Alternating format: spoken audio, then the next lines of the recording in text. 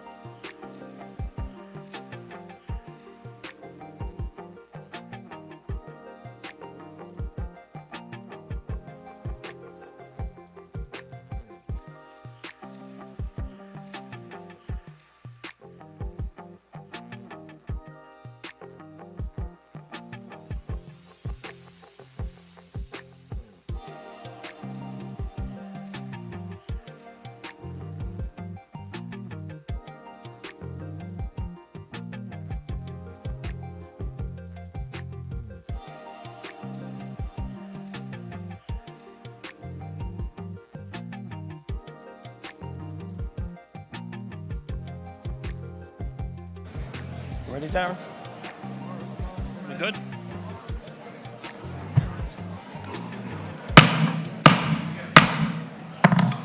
It is 5:30. Good evening, and welcome to the standing Fall Town Meeting convened pursuant to Rockport's Code of Bylaws, Chapter 2, Section 3. I note for the record, a quorum being present, the meeting is called to order. On the dais to my right are Town Clerk Melanie Waddell and Assistant Town Clerk Courtney Buchanan. To my left, Town Council Darren Klein and Town Administrator Mitch Vieira. Sitting in convened session tonight are the Select Board, the Finance Committee, the Department of Public Works Commissioners, and the Community Preservation Committee. If there are any other committees in session, I'm sorry I missed you. Please stand, attend the nation's flag, and recite with me the Pledge of Allegiance.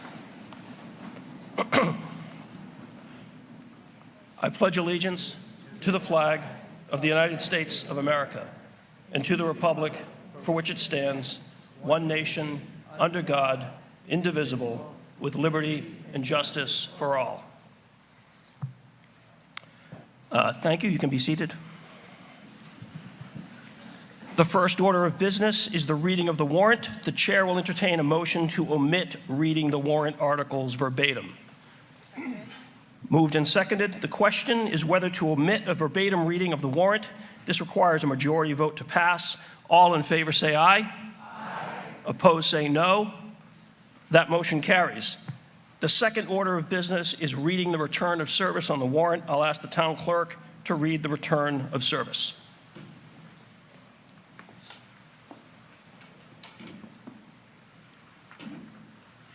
I, Daniel K. Buckley, Constable for the Town of Rockport, have on this date, August 22nd, 2024, posted the Fall Town Meeting warrant for the Fall Town Meeting to be held Monday, September 9th, 2024 at 5:30 p.m. at the Rockport High School in the 2 post offices, the Town Bulletin Board, and 17 other public places throughout the town, including 3 in Precinct 1, 3 in Precinct 2, and 3 in Precinct 3. Signed, Daniel K. Buckley, Constable of the Town of Rockport. This was received August 23rd, 2024 at 8:06 a.m. Signed, Assistant Town Clerk Courtney Buchanan. Thank you, Ms. Waddell. Just some general announcements. As I believe everybody saw, there are some refreshments in the lobby. Restrooms are out in the lobby. To my right, the men's room. To my left, the ladies' room. There's no smoking on school property. Please remember we're guests of the school department, and so let's keep the hall neat as we leave. And finally, please silence any cell phones, pagers, or any other Apple Watches, other things that may interrupt the meeting. The meeting will be conducted in accordance with Robert's Rules of Order as adapted to town meeting by the laws of the Commonwealth, Rockport's bylaws, and custom and practice. As a first principle, let's be civil to one another. Let's listen to one another carefully and consider carefully the decisions that we're making. I'll briefly summarize our expected procedure and refer you to the guide for voters participating in town meeting, which is contained in the voters booklet. I have a long form and a short form that I've developed. Everyone here looks like the usual suspects, so absent objection, I'm going to use a short form to review our expected procedure. If anybody wants me to clarify anything, please don't be shy about asking me to do that. All comments and remarks are addressed to the chair and should relate to the immediate question before the meeting.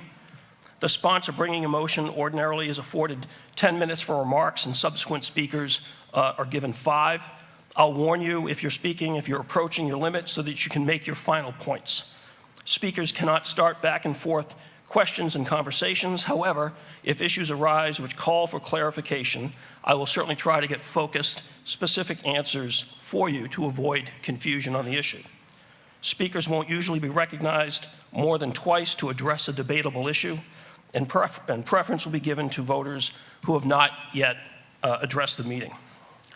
When discussion on a debatable motion is done, we'll proceed to vote. Once we make that transition, further discussion is not in order. That happens when either the chair senses the meeting is ready to vote, or a member with the floor moves to end debate or moves for the previous question. Briefly, just 5 points to keep in mind if that becomes necessary. First, in order to move the question or end debate, you must have the floor.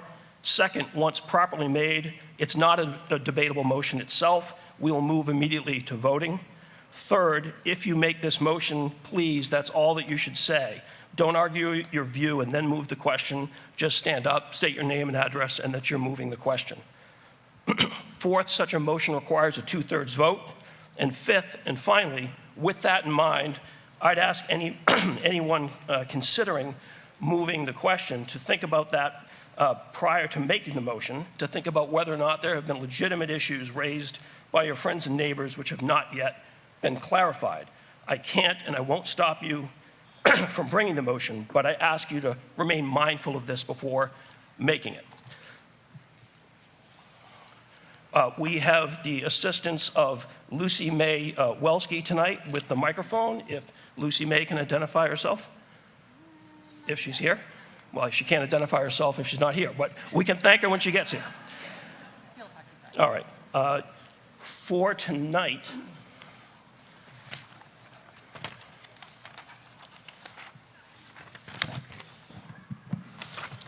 for today's meeting, I have determined that the following articles are related, so that when any one of these related articles in a group is drawn by the town clerk, we'll take up that group in the order stated.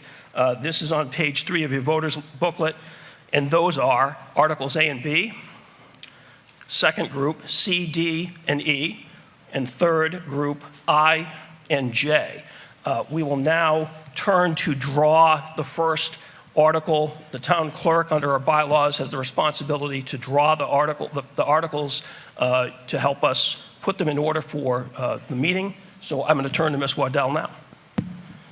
There had been some questions as to how we chose the articles in previous town meetings. It's always been the same way. I have varying degrees of different Crown Royal bags that I found in my desk when I was elected, and they've always been used with Scrabble letters. I have A through K here, so I'm just going to put all the Scrabble letters in the bag, and then I will pick the first one. This is how it's always been done. I just wanted to make sure there was transparency in how we're doing it.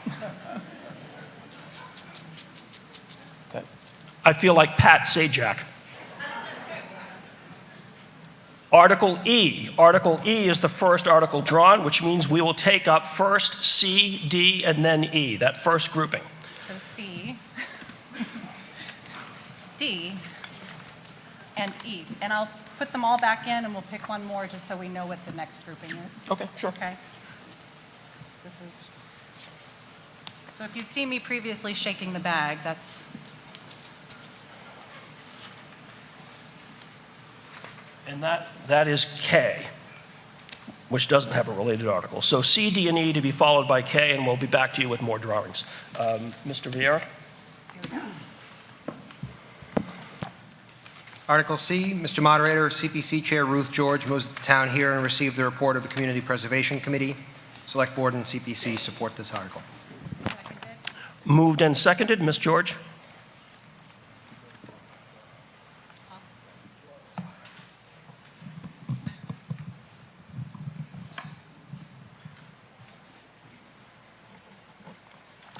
Good evening, everyone. My name is Ruth George, and I'm the chairperson of the Community Preservation Committee. I'm presenting tonight in accordance with the Town of Rockport Bylaw, Chapter 2, Section 6D. This calls for recommendations to be made from the committee at town meeting. You will hear later about the specific applications that we are presenting to you, the voters, for approval in spending your CPC funds. First, I would like to do a quick recap of CPC and the Town of Rockport. You, the voters, voted in CPC in our town 21 years ago. The first town meeting we brought a project forward was spring of 2003. That was for $101,477.58 for the road parcel of watershed up behind the school and golf course over here. That was the beginning of a long CPC road. CPC is overseen by the Department of Revenue, and it's made up of mandatory town board members, and we have 4 moderator-appointed members as well. We have a 9-member board, and I'll just name who's on the board and what committees. So currently we have Housing Authority, Bethany Brosnan, Conservation Commission, Dawn Epstein. We just newly appointed her to replace Ashley Shedd. DPW, is Erin Battistelli. She's our vice chair. Planning Board, Peter Kuttner. Historic Commission, Ken Kaiser. And moderator and then moderator-appointed members are Mel Michaels, the treasurer, Larry Neal, Jim Ugone, and myself, Ruth George. We also assigned a select board member, a liaison, and that currently is Denise Donnelly. And we also have a finance committee liaison, and I believe that is currently Tom Barrett. As you can see, we have a very diverse group of representation of multiple town committees and interests on our committee. We currently meet monthly via Zoom. We just had another meeting, and we're going to do it for the next 3 months also on Zoom, and then we'll look at meeting in person. CPC funds can only be spent if the application falls into 3 or 4 approved state categories. Those are affordable housing, historic preservation, open space, and recreation. Cities and towns could decide when they signed up if they wanted to vote it in for a 1%, 2%, or a 3% match. Rockport voters were very wise in 2002 to vote it in as a 3% match. This makes us entitled to get more money in the second and third rounds each year. So far, Rockport has realized over $15 million to date. That is annual revenues and matching funds from the state.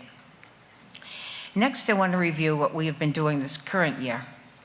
In the fall, we held a posted CPC workshop to review the application process and discuss with any groups or citizens that had ideas for potential application topics and review the application that was specific to their area. We'll be doing this again in November. We'll have it in the paper and remind people to come. Anything you can think of that would be a good CPC application in one of those 4 areas, we'd love to have you come and talk to us, and we'll explain if it would fit within the guidelines. Our application deadline is always the same. It's the first Monday in February. That needs to be stamped in at Town Hall by that date, by the close of business day. That is when the work really begins for the committee, reviewing applications and working with each group to see that their application meets the standard under which their specific category. This year, we had a record 13 applications. This year, we also added an additional note on our application. We've been having a little problem with a lot of applications needing DPW support after they got done, or while they were being done after they got voted on. And sometimes the DPW wasn't aware of that. So in our newest application, we did add an area that said if the project involved town-owned land, the applicant must present their application to the DPW Board of Commissioners to be signed off on. And it's kind of ironic that I think all 7 of the ones that came to us in the end all needed to go to DPW because they're all pretty much town-owned land. Our annual ask this year was a total of those 13, $2,406,840. Through the process, 6 applications were withdrawn by the applicants for different reasons, and I'll just quickly go through those. They were an ADA-approved ramp for Spiron Hall for $21,000. They had started working on that, but then when they came to doing the design, they realized that the slant of it had to be longer, so it couldn't go where they wanted to. So they have to do more work on that, so they withdrew it. HVAC and patio creation for the Rockport Art Association for $115,000. They had a change in leadership there, so they withdrew it because they had so many other things on their plate. The Community Land Trust Affordable Housing had an application for $350,000, and they were trying to find a piece of property. They're different than the municipal trust in that when their application, when they're working on it, when they come to present it to us, they have to have a specific piece of property in mind, and they didn't have one, so they withdrew it. Fireman's Trust Park for $300,000. I encourage the town to put an application in for this in case at the last Springtown meeting, it was voted that they were going to tear down the Fireman's Trust building. That way we would have money in the pipeline or an application in at the appropriate time, but that didn't happen at town meeting, and we're keeping the building, so we didn't need that application. Sewell Scripture Museum for $70,000. That was hard. They wanted us to help them build an addition to the building, but it was under historic, and we can't build something new historic. So that had to come out. It's not in open space, it's not in recreation, and it's not in affordable. So we had to pull that one. It was very sad to do that. And the Baptist Church, they wanted to add a lightning rod to the steeple, and they withdrew that. We found that we were having a lot of applications and didn't have really all that money. And so I think they got that. They were $8,140. We gave them money last year for a steeple, which they've pretty much done. And I think they were getting that from the parishioners. This reduced the ask down to approximately $1,452,000. February through June, we are meeting with different applicants and discussing their projects, guiding them along, looking for bids, talking to them about their project and how it will work and fit with CPC. July 16th, we held a posted public hearing to have the final 7 applicants review their projects to the public for questions and answers, and also a final time for the committee to ask them questions. At the close of the public hearing, we, the committee, discussed the projects, discussed our budget availability, and voted which applications to move forward for you tonight and for what amounts. Our available funds were at that time $1,825,000. We like to keep approximately $400,000 to $500,000 reserved for the next year's cycle, and I'll explain why. We have gone down in amounts awarded by the state. From the first year, we were one of very few communities who started in CPC, and especially at 3%. So our first match from the state was 101%.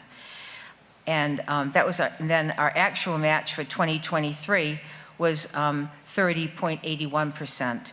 And our estimated for 2025, it looks like it might be down to 17% match. So we always like to keep money on hand so we can match it with the new money so that we have a big enough pot for a good amount of projects. We on the committee are stewards for your monies. Tonight we have 7 great applications to present to you for your consideration and vote. We have some in each of the approved categories. When thinking about this year's applications, they really embody preserving the community and are very, very volunteer-driven. And they are Thatcher's Island, South Tower, Rockport Trails and Mapping Group, the South End Association, Sandpiper Park, Bradley Wharf Rehabilitation, the Rockport Affordable Housing Trust, Granite Pier Boat Ramp and Pierside, and the Rockport softball field renovations. Thank you. Thank you, Ms. George. Any discussion? All right. The question is on whether to receive the annual report of the Community Preservation Committee, which we just heard. All those in favor say aye. Aye. Opposed say no. That motion carries. Before we go to a motion under Article D, to my right in the upper quarter of the room, that is the visitor section. I know there are a number of voters up there in the visitor section. I can see you and I can see the lanyards. So on electronic voting, it's not going to matter, but if we do a hand vote, it's going to give me a migraine if I'm trying to figure out who's who. So I give that to you to do what you want with it. For any visitors, however, you must remain in the visitor section. And then finally, I skipped past taking a quick QA check on the clickers. So we're going to do that now. And then we'll go to Article D after that. So just to make sure they're working, when you select your yes or no vote, which I'll explain in a minute, you ought to see a green light on the clicker. That will help us do a QA check. And so, Mike, we good? So I'm going to state, I tried to do one at the last town meeting. It didn't go over very funny, but I thought it was pretty funny. So I'll try this one. We've just debated heavily a motion to raise and appropriate $20 million in tax revenue to restore the Outer Harbor breakwater to the original design envisioned by the Navy, and to fund that through a Prop 2.5 override. So we will vote by electronic means. You will have 12 seconds from when I say the words, quote, vote now, close quote. You will press 1 or A for aye if you support the motion. You will press 2 or B for no if you oppose the motion. Again, the question is on whether to raise money through a Prop 2.5 override to restore the breakwater. This requires a 2/3 vote. It's completely fake and non-binding. Is there any confusion on the question? All right. All those in favor, press 1 or A for aye. All those opposed, press 2 or B for no. Ready? Vote now.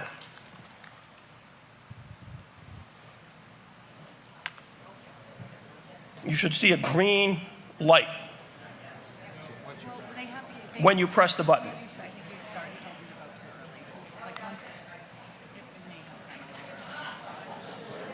Well, we got plenty of numbers. Yeah, I see what you mean. Okay. 92 to 73. That sounds What? just about how many people are here. Yep. All right. So is there a motion on Article D? Mr. Moderator, first motion for Article D. CPC Chair Ruth George moves that $76,100 be transferred from FY25 estimated annual revenues of the Community Preservation Fund to the Community Preservation Fund Community Housing Reserve Account. Select Board and CPC support this article. Seconded? Moved and seconded. Any discussion? All right. Seeing none, I sense you're ready to vote. The question is on whether to transfer $76,100 from CPC estimated annual revenues to the Community Housing Reserve Account as set forth on page 21 of the voter's booklet. This requires a majority vote. All those in favor say aye. Aye. Opposed say no. That motion carries. Second motion. Mr. Moderator, CPC Chair Ruth George moves that $76,100 be transferred from the FY25 estimated annual revenues of the Community Preservation Fund to the Community Preservation Fund Open Space Recreation Reserve Account. Select Board and Community Preservation support this article. Seconded? Moved and seconded. Any discussion? Let me just do a quick explanation. So in each of these accounts, at the beginning, we need to put 10% in each of the accounts, housing, and the three different ones. So that's why the 76,100. Thank you. Thank you, Ms. George. Any further discussion? Seeing none, I sense you're ready to vote. The question is on whether to transfer $76,100 from CPC estimated annual revenues to the CPC Open Space Recreation Reserve Account. It requires a majority vote. All those in favor say aye. Aye. Opposed say no. That motion carries. Third motion. Mr. Moderator, CPC Chair Ruth George moves that $76,100 be transferred from the FY25 estimated annual revenues of the Community Preservation Fund to the Community Preservation Fund Historic Preservation Reserve Account. Select Board and CPC support this article. Seconded? Moved and seconded. Any discussion? All right, seeing none, I sense you're ready to vote. The question is on whether to transfer $76,100 to the CPC Historic Preservation Reserve Account. It requires a majority vote. All those in favor say aye. Aye. Opposed say no. That motion carries. On to Article E. First motion. Mr. Moderator, CPC Chair Ruth George moves that $100,000 be appropriated and transferred from the Community Preservation Historic Preservation Reserve Account, and $100,000 be appropriated and transferred from the Community Preservation Undesignated Fund to be expended under the direction of the Thatcher and Straitsmith Islands Town Committee, working with the CPC for the restoration, rehabilitation, and preservation of the South Tower on Thatcher Island, and to enhance the safety, historic integrity, and appearance of the tower. Select Board and CPC support this article. Seconded? Moved and seconded. Ms. George. Thank you. This project is to restore and preserve the top portion of the South Tower. The Twin Towers were built in 1861. Thatcher's was deeded to the town in 2001. Thatcher's is maintained by the town and a multitude of dedicated volunteers. This project involves the need for repair from rust jacking, a process in which the rusting iron expands and cracks the granite blocks into which each stanchion anchor is inserted. This has weakened the outside parapet walkways on both decks. Because the parapets support the upper portion of the tower, their continued disintegration could result in a catastrophic loss of the light, the lantern room, and the galley deck. This repair will probably require the removal of the entire lantern room by helicopter, lifting it off the whole lighthouse, and bringing it to shore to make the necessary repairs as well as the lantern deck. The U.S. Fish and Wildlife Service are owners of the North Tower and have committed to raising the necessary funds to repair that tower and plan for it to be done in the next few years. This is expected to be a $2 million project. The town of Situate had the same problem with their tower, and theirs was funded by CPC. We met with the applicant and discussed ways this might be funded, beginning with all from CPC, to some from fundraising, to doing a bond for the project, similar to the community house. The community house bond still has several years left to be paid off, so that really wasn't an option to be taken in the next year or so. The final request to the CPC committee was for $200,000 this year, with the anticipation of additional similar applications over the next 5 years. This would use CPC for one half of the money needed, and they will look for grants and fundraise for the other $1 million. CPC will hold the money in our account until drawn upon. That being would forego the need for paying interest on a bond for the town, which would be very expensive. This is a project that needs to be done, but the ICC Commonwealth, our lighthouse contractor, said it wasn't needed emergently. If the tower is not repaired, it could lead to closing the tower permanently, and we could lose the National Historic Landmark designation by the National Park Service, and its ownership could revert back to the federal government. Since 1998, the Thatcher Island Town Committee and Thatcher Island Association have raised over $3.6 million. They have over 100,000 volunteer hours out there, and they have over 115 volunteers. The twin lights and Thatchers are featured on our town seal because of the historic significance. This beautiful area is open to all via the boat trips weekly in the summer months. You don't have to have a boat to be out there. You can go out on that boat, and it is spectacular when you go out there and look back at the town and think, this is mine. This is our first project tonight that is truly about preserving our community. Thank you. Thank you, Ms. George. Any further discussion? Yes, sir. Oh, hold on, I'm sorry. Lucy May Welsky's got a mic, sir. She'll bring it right down to you. My name is Tom Delaney. I live at 70 Eden Road. I remember the time when the land was transferred from the federal government to the town, took an act of Congress. Every once in a while, I live just across the street, and every once in a while, I'll see a helicopter come in and land, somebody get out. He'll be gone for an hour maybe, and then they'll come back and pick him up.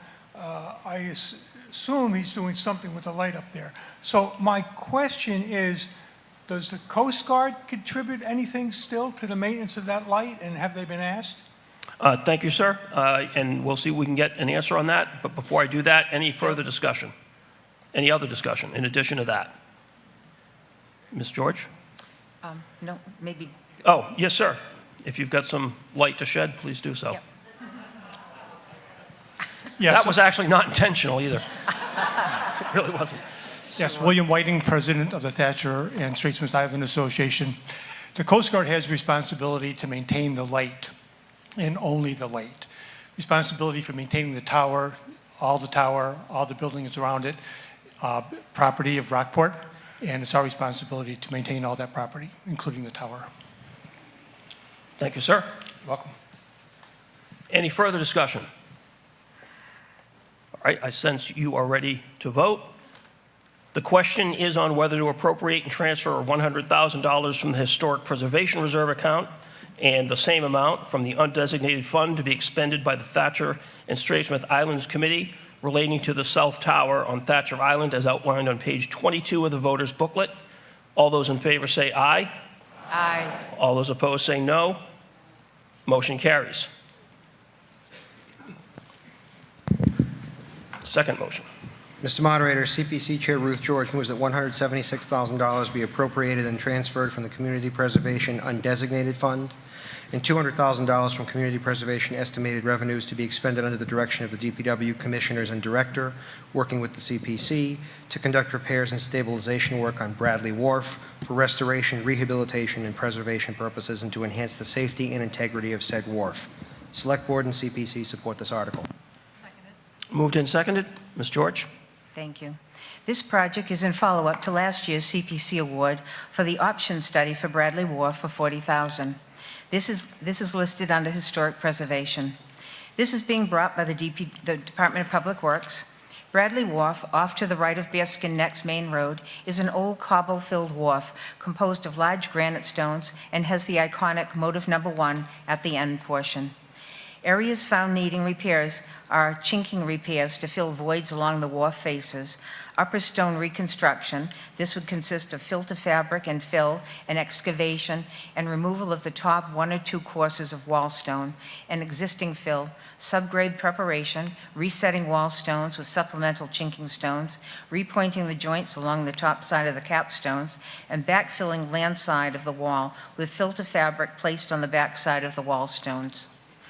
Around the motif, the top side should be finished with a concrete apron and some of the areas with compacted crushed stone fill.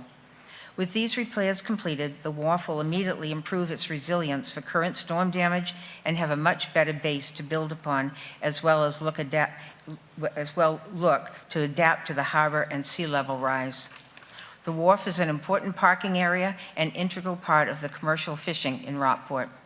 This project could be completed in a single off-season and would not have extensive impacts on the summertime use for the area and tourists. This has the support of the Harbor Masters, Conservation Commission, and the Select Board. Again, preserving an area that makes Rockport, Rockport. Thank you. Thank you, Ms. George. Any discussion? All right. I sense you're ready to vote. The question is on whether to appropriate and transfer $176,000 from the undesignated fund and $200,000 from estimated revenue to be expended by the DPW relating to Bradley Wharf as set forth on page 23 of the voter's booklet. It requires a majority vote. All those in favor say aye. Aye. Opposed say no. That motion carries. Third motion. Mr. Moderator, CPC Chair Ruth George moves that $30,700 be appropriated and transferred from the Community Preservation, Open Space, and Recreation Reserve account to be expended under the direction of the Select Board and Rights of Way Committee working with the CPC for the completion of trail mapping to preserve and enhance access to open space. Select Board and CPC support this article. Moved and seconded. Ms. George? This project is listed under open space and recreation. This application is from the Rockport Trails Work Group, consisting of right-of-way members, Conservation Commission, Open Space and Recreation, Essex County Greenbelt, Cape Ann Trail Stewards, and our local scout troops.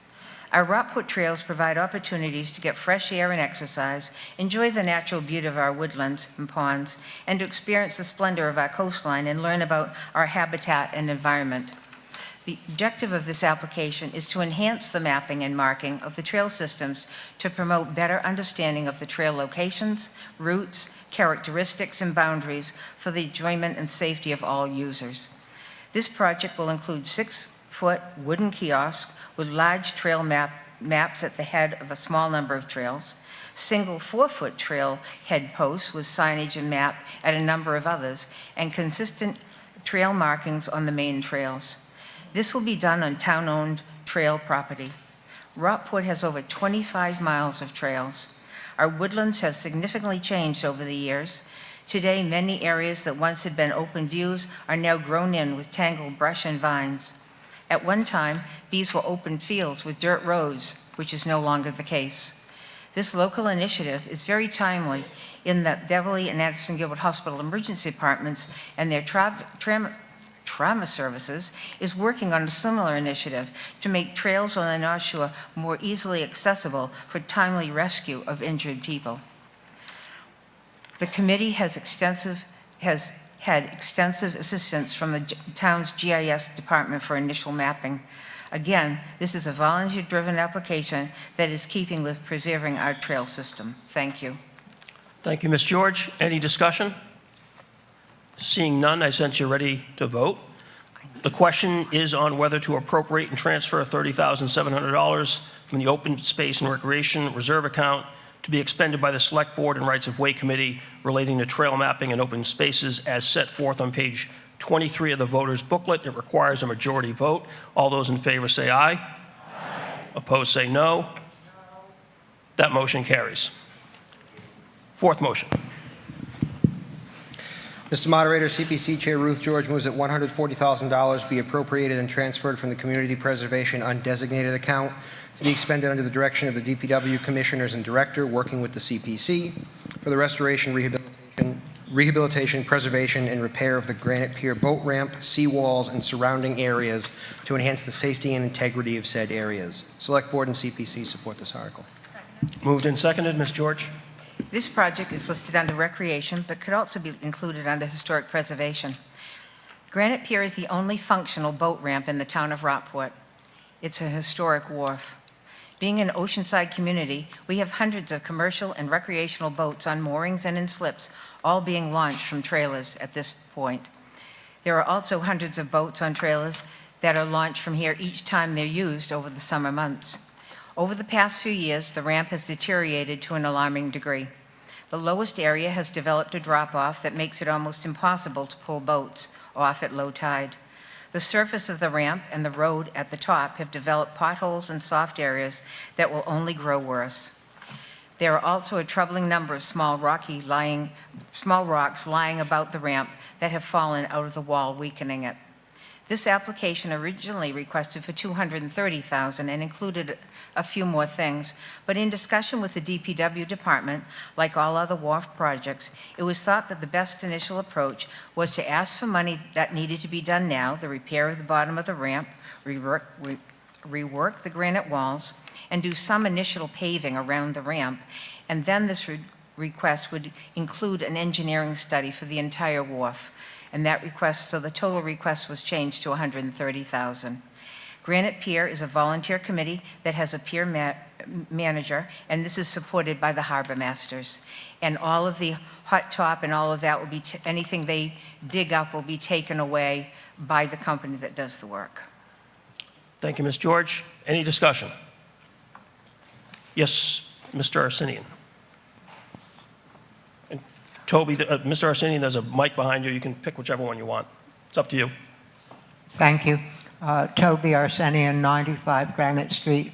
I'm not opposed to the project, but I would like to suggest that the Historic Commission should get busy and get all of the town's wharves, both public and private, designated as historic structures.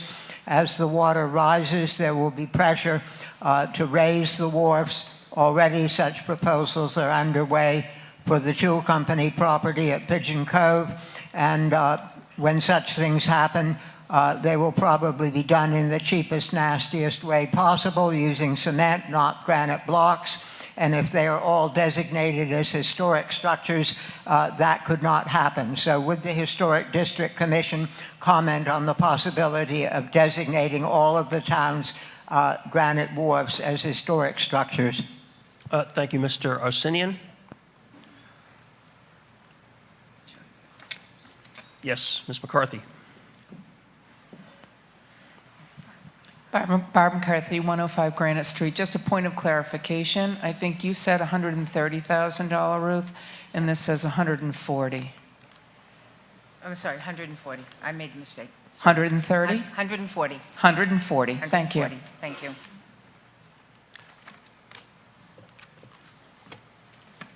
Yes, sir.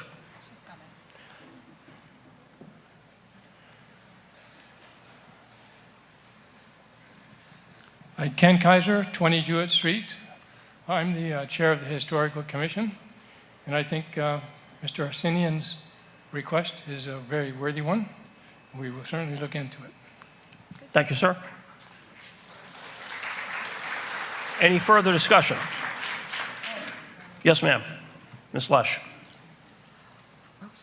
Right there, Molly. Molly, right there. Oh, Molly. Rosemary Lesh, 39 School Street, Rockport, one of the Rockport Harbor Masters. We support both Mr. Arsenian and the Conservation Commission on all of the structures on the wharf. We have to get started sometime. Thank you, Ms. Lesh. Further discussion? Seeing none, I sense you're ready to vote. Again, the question is on whether to appropriate and transfer $140,000 from the CPC undesignated fund to be expended by the DPW relating to to granite pier as set forth on page 23 of the voters' booklet. This requires a majority vote. All those in favor say aye. Aye. Opposed say no. That motion carries, and it is unanimous. Fifth motion. Mr. Moderator, CPC Chair Ruth George moves that $150,000 be appropriated and transferred from the Community Preservation Undesignated Account to be expended under the direction of the DPW Commissioners and Director, working with the Community Preservation Committee for the restoration, rehabilitation, and repair of the softball fields at Pingree Park on Story Street and at the school complex on Jordan's Lane, Rockport. Moved and seconded. Ms. George? This project is listed under Recreation. This project for restoration, rehabilitation, and repair of the two town softball fields. The first being the Glenn James McCoy Pingree Field, located on Story Street, Pigeon Cove, and the second is Greenfield here at the school complex on Jordan's Lane. Both of these fields are used by hundreds of softball players each year, and they are now in poor condition. Previous CPC funds restored Pingree tennis court and basketball courts, and now it's time for the softball fields to finish that area out. They are looking to, on the new softball fields, obtain new backstops behind the diamonds, new fencing and fence guards around the fields and dugouts, new sod in the infield areas. Last year, CPC assisted in renovating the Evans Field diamond and area, and that has come out beautiful. This is a volunteer-driven application and has support from the Rockport Athletic Department. Also, the application wanted to give a lot of support to Jeff Poposky, volunteer groundskeeper for Green, Evans, and McCoy Fields. Again, preserving our fields for years and youth to come. Thank you. Thank you, Ms. George. Any discussion? Seeing none, I sense you're ready to vote. The question is on whether to appropriate and transfer $150,000 from the undesignated fund to be expended by the DPW relating to Pingree Park and the Jordan's Lane softball fields as set forth on page 23 of the voters' booklet. This also requires a majority vote. All those in favor say aye.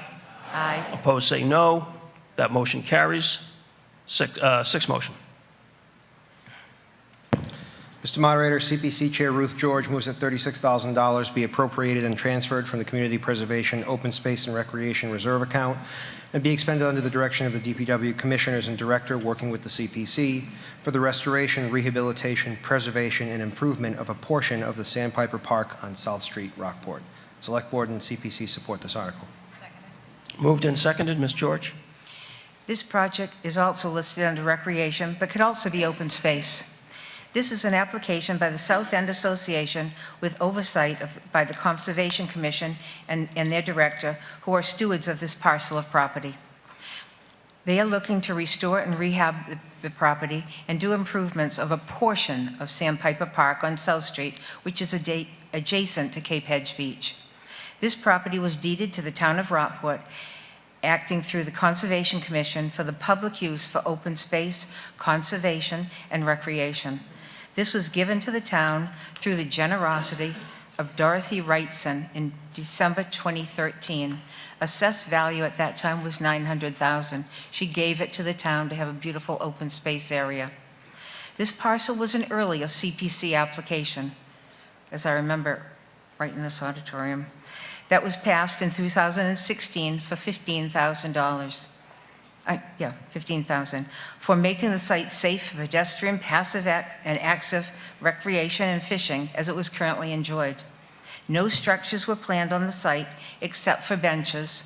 Pathways were in the original plan, as were natural plantings. This original application was by Mary Ann Lash from the Concom and Geraldine Falco, our commission agent at the time. Soon after improvements began in 2017, a significant storm dismantled the benches, and that had been used from the old granite foundation pieces from the inn, and the lot has been left in disrepair. A lot of the early plantings that were right by the water were washed away, and nothing has been done since. Since that time, in addition to the area adjacent to the lot, but still on town-owned property, is the placement of a Jiffy John down in that area. The South End Association, very much like the Old Garden Beach Association, is working as volunteers in their specific areas, trying to clean up and making our beautiful coastal area lookouts inviting for all. This group has been meeting with the conservation agent and previous members and working on looking at the old design and plantings on the earlier plan. The site has been relooked at, and all work to be done is away from the velocity and splash zone this time on the water side. It's not going to be anything on the water side of the parcel. Benches will be reset and native plantings added, and pathways will be only 3 feet wide, and plantings will be outside, again, of the velocity and splash zone. All of this has been approved by the current Conservation Commission. In addition, they're going to be working with a scout troop to hopefully make the porta potty blend into the green background better. That really isn't on this application, but it's something down there that they want to make sure looks better to people coming down there. Many people just drive down there in an early morning and have coffee, read the paper or something, and it's just pretty much of an eyesore in that whole area. Again, all the current application work will be done on the roadside and the middle, none in the splash or velocity zone. Initial money that was awarded in 2016 is in the process of being returned to CPC coffers to be used for other projects. Because the scope has somewhat changed, I thought it cleaner this way to proceed as a new project. Again, what a wonderful, generous gift to the town, and now let's all get this cleaned up so it can be used for all. Thank you. Thank you, Ms. George. Any discussion? Seeing none, I sense you're ready to vote. The question is on whether to appropriate and transfer $36,000 from the Open Space and Recreation Reserve account to be expended by the DPW relating to Sandpiper Park as set forth on page 23 of the voter's booklet. This requires a majority vote. All those in favor say aye. Aye. Opposed say no. Motion carries. Seventh motion. Mr. Moderator, CPC Chair Ruth George moves that $270,000 be appropriated and transferred from the Community Preservation Undesignated account and $150,000 be appropriated and transferred from the Affordable Housing Reserve account to be placed in the Rockport Affordable Housing Trust Fund to be administered by the Rockport Affordable Housing Trust Board of Trustees in compliance with the Code of Bylaws to be used for purposes consistent with the Community Preservation Act. The Select Board and CPC support this article. Seconded. Moved and seconded. Ms. George? This is our affordable housing article for this cycle. Although the trust fund was established by the voters in 2017, trustees didn't get appointed until the spring of 2023. This group is charged with meeting the goals of 10% of Rockport's housing stock to be affordable. Currently, with the newest addition to Granite Street Crossing, I believe we're at 4.44%. This group is working in many different areas, all related to moving their mission forward in the right way for our town. They are looking at the recent housing production plan and are looking to hire a consultant to develop a 5-year strategic plan and also a town housing needs assessment. They have been working on developing their mission and guiding principles, researching the complicated field of affordable housing regulations, legislation, zoning, and building, creating materials and education for Rockporters on what this means locally, and liaisoning with other boards and committees to see what is needed in Rockport. This trust falls under the same Department of Revenue CPC guidelines as the Conservation Commission. Money can be awarded at town meeting with the intent to have this money build up as a reserve to act on as an agent of the town under the direction of the Select Board. This gives the trust and the town of Rockport to be seen as willing partners to organizations that might want to do a small affordable project in town under our guidelines. All these negotiations will be brought by the trustees to be done by the Select Board with Town Council. There is a CPC affordable grant agreement that we would enter into, making any project permanently affordable, adding to our 10% to get the numbers up there. The trust will use all the CPC and affordable housing qualifications that are in place. There are many of them. Their goal is to use the maximum allowed local preference. Applications will be accepted and chosen via a lottery system. Currently, they have received money from a couple places in their trust already. They've gotten $90,000 from ARPA funds and money from the community impact tax, that's short-term rental funds, and they've got about $75,000 from that. Their original ask with us was $500,000 for the trust, and $20,000 for the strategic plan. We voted to give them $420,000 in total for their first application process with us, knowing they had additional money to use if needed and no projects on the horizon, but wanting them to have money to attract others to get on board with their mission. Just an FYI fact, since 2005, we have given out of our housing over $3 million in different ways. We've given it to assist Pigeon Cove Ledges in their renovation.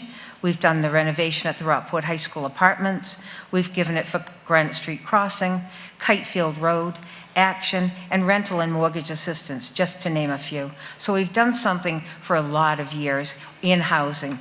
But this is an exciting first step for CPC to support the Affordable Housing Trust in Rockport. Again, what a better way to preserve our community than support affordable housing. Thank you. Thank you, Ms. George. Discussion. Yes, sir?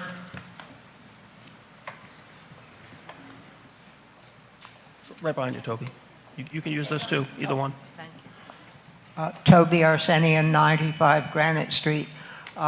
In the application, it says that the trust will be guided by the principles of diversity, equity, and inclusiveness. Actually, that's a false promise or a needless provocation, depending upon your point of view. When the trust succeeds in producing some housing, it will be assigned to those who qualify by means of income on the basis of a lottery. And diversity, equity, and inclusiveness, whatever those might mean, would not be any part of it. Unfortunately, it doesn't say in the application that the housing produced will be permanently affordable. Ruth George just said it. She said it at earlier meetings of the Community Protection Committee, and Diane Vella has said it at numerous public meetings as well. But what is binding when we vote on it is what is in the application. So I would ask, Ruth having said it, that Diane Vella, on behalf of the trust and the selectmen who will have the ultimate say on the negotiation, should also say that we're not going to part with any of the money for any housing unless it is going to be permanently affordable. Thank you, Mr. Arsenian.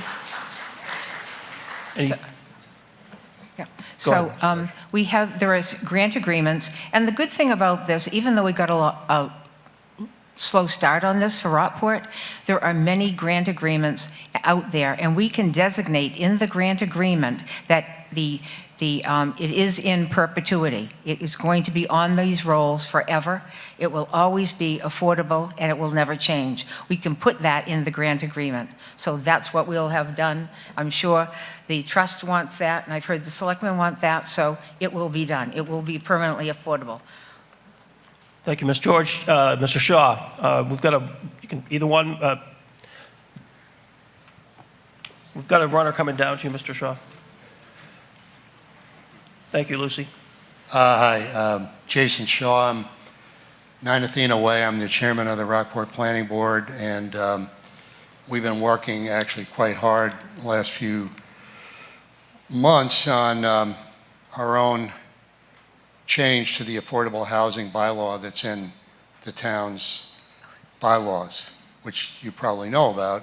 We actually are having a meeting Thursday with a consultant to redo potentially a townwide bylaw which requires in any development of any size that a certain percentage, which is yet to be determined, of that housing be set aside in perpetuity for what's defined as affordable housing. So that's really, our bylaw is directed at developers or owners who are building in the town to require them to set aside the affordable housing. Maybe what you could do, Ruth, is kind of explain, because what you're talking about here is a little bit different. This sounds like it's going to be money that the Affordable Housing Trust is going to have to actually construct its own housing? Is that?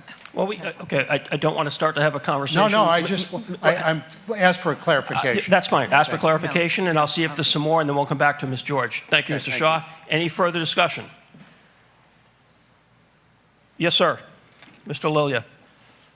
And then Ruth, we're going to come back to you. Thank you, Mr. Moderator. Jonathan Lilia, 3 Pigeon Hill Street. If Ms. George could also explain whether there's going to be any type of ability for the town to protect those who were either born here, went to high school here, grew up here, to access that and not have it be open to the entire community, that we're protecting those who are Rockporters and have that connection to the community. Thank you. Big question. I'm not sure that we're going to get a full answer on that anytime soon, but any further discussion? Ms. George? Okay. So first of all, this is putting money in the trust for when it is used. They don't have anything specific. They don't have anything in the pipeline. They are working on all the guidelines for this. But to attract developers or decide that they're going to buy a piece of property or do whatever, they need some seed money in the bank to look at that, to have that there. All of these things, local preference, people who work in the police department, fire department, school department, those things, the trust is working on.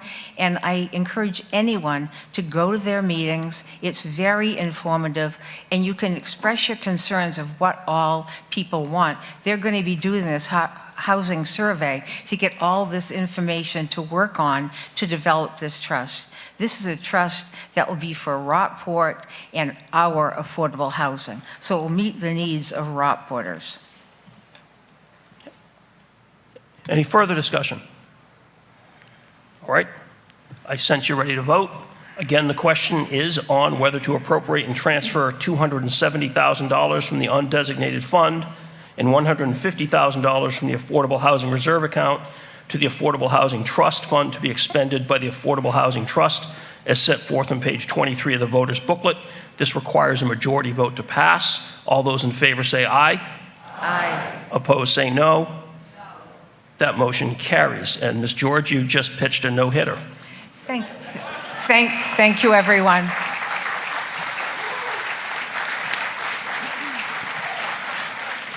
And to keep things exciting, we're again going to draw 2 more articles from the bag for the next articles, which will follow Article K, which is up next. And those are Foxtrot, F,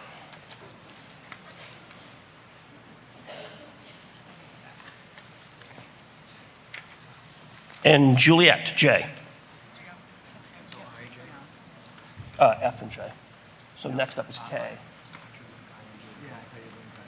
Oh, I'm sorry. You're right. Let me see my.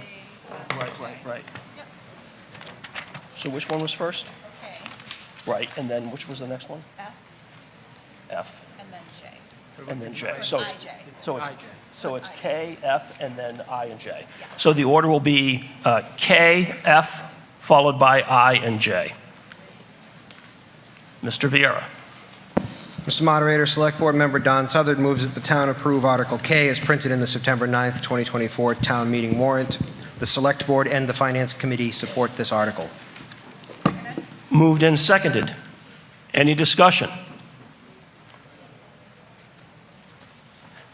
Seeing no discussion, the question is on whether to authorize increasing from $15 to $25 the fee for each written demand issued by the town collector as set forth on page 26 of the voter's booklet.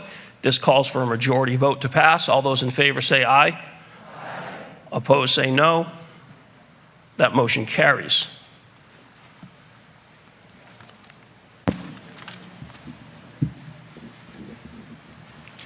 Mr. Moderator, Article F, Select Board Member Don Southard moves that the town approve Article F as printed in the September 9th, 2024 town meeting warrant. The Select Board and the Finance Committee support this article. Seconded. Moved and seconded. Any discussion? Seeing none, I sense you ready to vote. The question is on whether to accept the provisions of Mass General Laws, Chapter 44, Section 54B, to allow trust funds to be invested under Mass General Laws, Chapter 203C, the prudent investment rule. It requires a majority vote. All those in favor say aye. Aye. Opposed say no. That motion carries. Mr. Moderator, DPW Commission Chair Bruce Reed moves that the town appropriate the sum of $300,000 to pay the costs of various capital outlay items for the water enterprise, including but not limited to overall system improvements, design of the Great Hill Booster Station, water main replacement design work for Marmion Way, water main replacement design work for Phillips Ave, including the payment of all costs incidental and related thereto, and that to meet this appropriation, the treasurer, with the approval of the Select Board, is authorized to borrow said amount under and pursuant to General Law, Chapter 44, Sections 7 and 8, or any other enabling authority, and to issue bonds or notes of the town therefore. The Select Board and the Finance Committee support this article. Moved and seconded. Any discussion? Mr. Arsenian. You're welcome to use either one, Mr. Arsenian. You can down here, you can use that one, whichever you want. Thank you. Toby Arsenian, 95 Granite Street. I don't object to the article, but I would point out that the Code of Bylaws, Chapter 2, which deals with town meetings, Section 2B, says that we're to deal with financial articles at the spring town meeting. Now, the Board of Selectmen have never paid the slightest bit of attention to that, and this is not a reason to vote against the article, but I think that the commissioners should tell us why we're voting on it now rather than in the spring. Thank you, Mr. Arsenian. Any further discussion? Mr. Reed?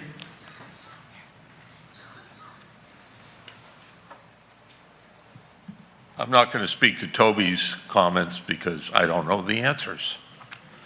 But I can tell you why we're looking for the money at this point in time. This is part of a larger project that will be back to you in all the financial committees during this coming winter and into the Springtown meeting. I don't think it's any surprise that we're dealing with a lot of infrastructure issues in this town, and this is a way for us to get ahead of the 8 ball in some ways. So we're looking for money in these two articles to do studies.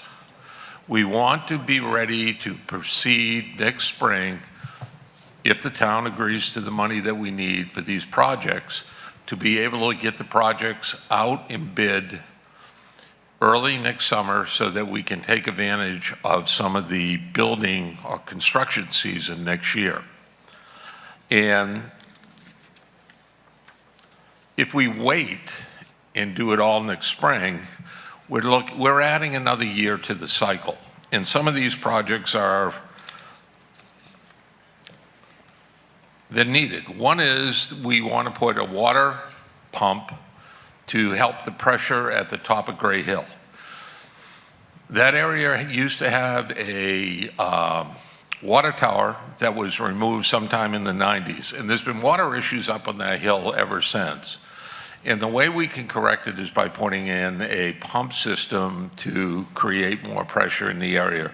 And if you want to know the real details, we can turn it over to the engineering folk. But I'm telling you why the commissioners did this. And we need to get the pressure up on that part of town. And the reason it hasn't been done in a long time is we've always had other projects going on in the area that affect the doing of the pumps. We're finally getting it all completed with the barn being built, the police station is built, and it's now time to fix this problem up there for the citizens of the town. So that's one area that we're looking for money for the study. Another area is if you've ridden down Marmion Way, we all know what that road is like. And the reason it hasn't been repaired because we have another water issue down there. We need to replace the water pipes. So, and we have the same issue on Phillips Avenue. So all of that is part of this money we're looking for, so we could get the engineering pieces done. If the town gives us the money next spring, then we will be ready to go to work and get these projects done right away. And the other article here for... We've got to wait. We've got to take them one at a time, Mr. Reed, Okay. if we can. However, I believe you indicated studies. Is this for design or studies? Design. So just in case there was any confusion, we're talking about design, not studies. I think of them as design studies. Okay. All right. Any further discussion? Is someone, any further discussion? Hold your hand up nice and clear so I can see. Yes, sir. Dan Waters, 71 Eden Road. Just a quick question, really. Very helpful, Mr. Reed, to hear that explanation of this article. The other ones, we had a very eloquent explanation of all the articles by the chairman earlier, but these other articles that I guess are coming from, I don't know where, but just presented to us with no explanation doesn't seem desirable. This was helpful. Thank you. All right. Any further discussion? Again, we're talking about a motion made under Article I. Any further discussion on that motion, which is now before you? All right. Seeing none, I sense you are ready to vote. This requires a 2/3 vote, so we're going to vote by electronic means.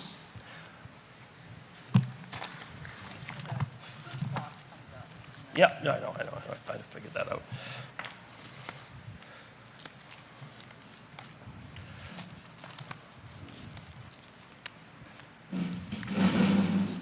All right, so the question before you is whether to appropriate $300,000 to pay water enterprise capital outlay items and to authorize the treasurer to borrow that sum as set forth on page 25 of the voter's booklet. You will have 12 seconds from when I say the words vote now. You will press 1 or A for aye if you support the motion. You will press 2 or B for no if you oppose the motion. This requires a 2/3 vote. Is there any confusion on what we're voting on? All right. All those in favor press 1 or A for aye. All those opposed press 2 or B for no. Ready? Vote now.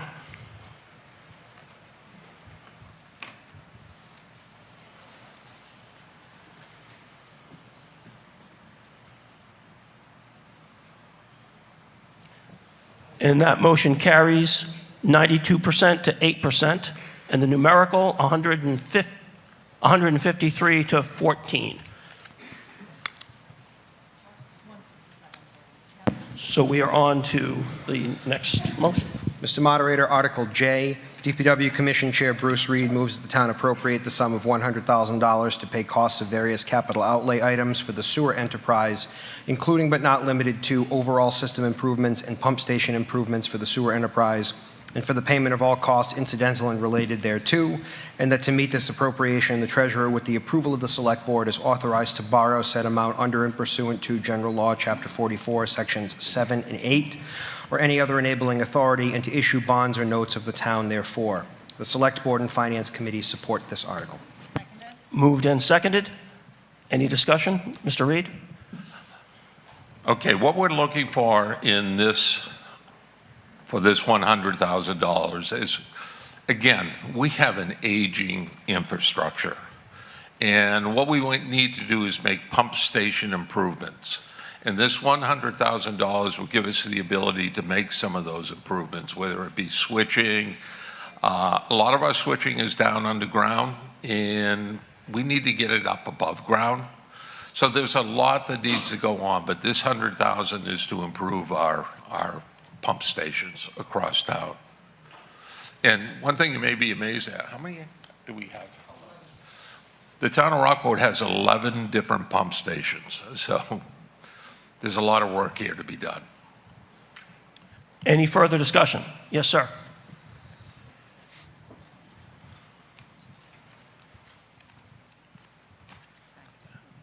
Toby Arsenian, 95 Granite Street.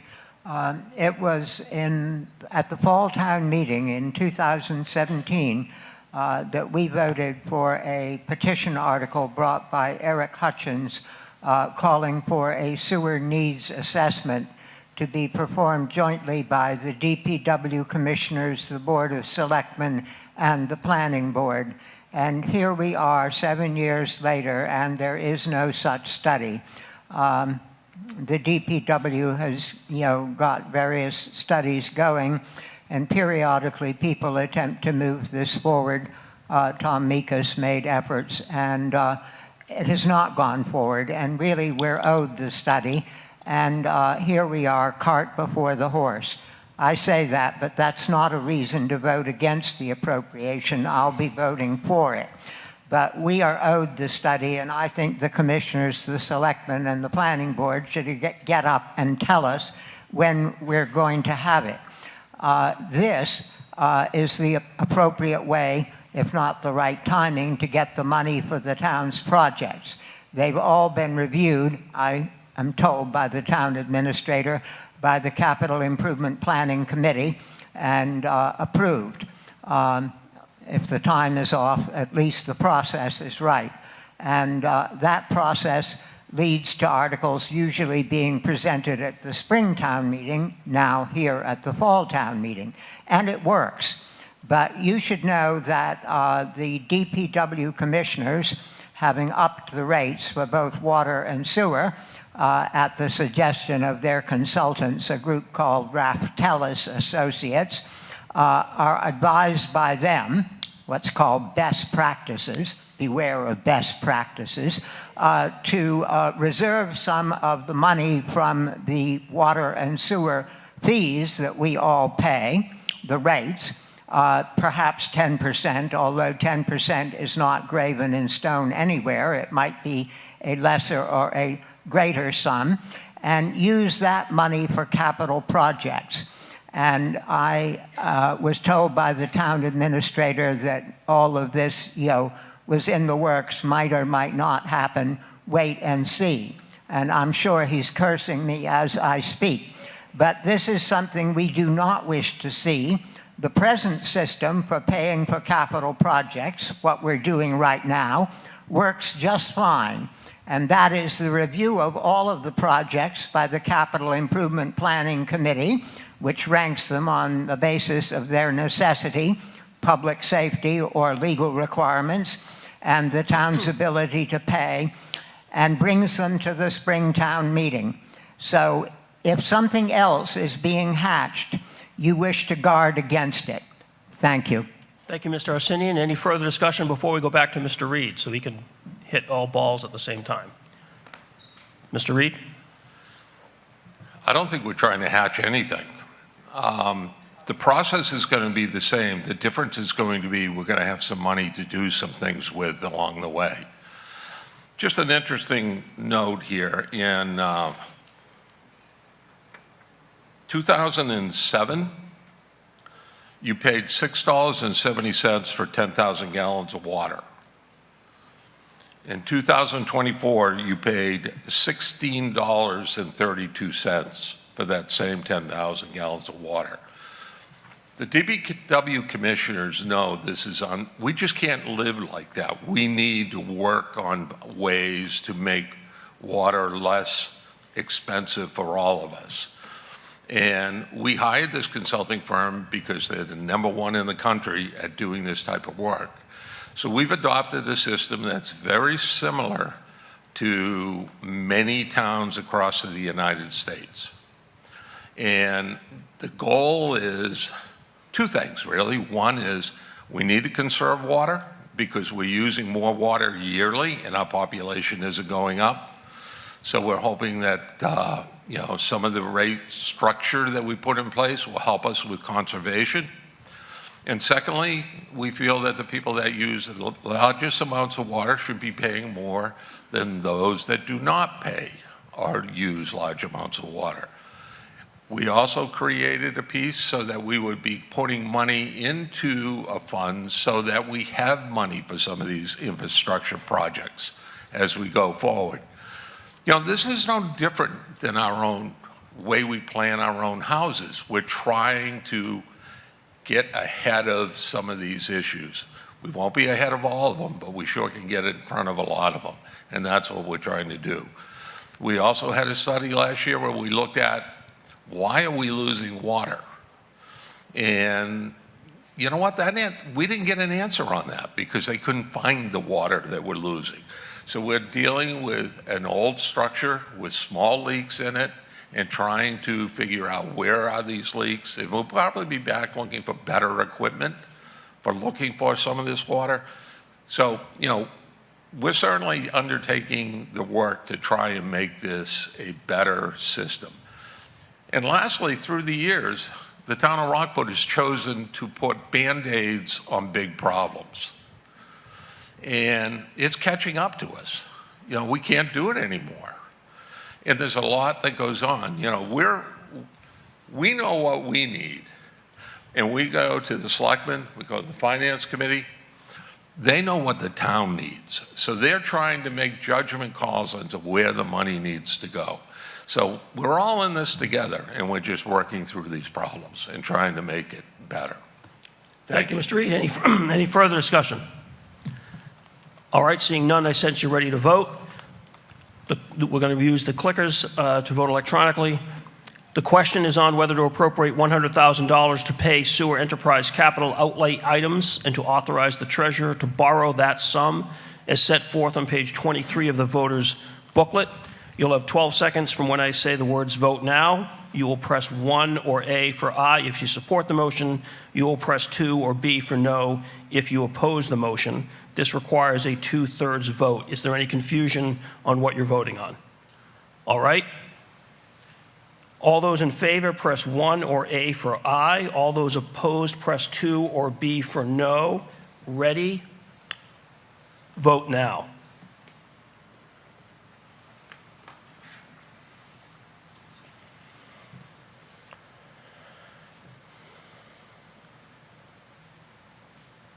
And that carries 97% to 3%, and the numerical is 163 to 5, I believe. And I understand that during the course of the meeting, we've had 210 check-ins. We'd love to see more, but I'm glad to see that we have that many, and I appreciate everybody attending tonight. We're now going to draw the rest of this evening's articles. So A, therefore, will next take up Article A and B in that order. Followed by G, which leaves, I can't remember which one. H. No, there's no motion under H. There's no motion? Right? No motion. All right. So A, Alpha, Bravo, and then Golf.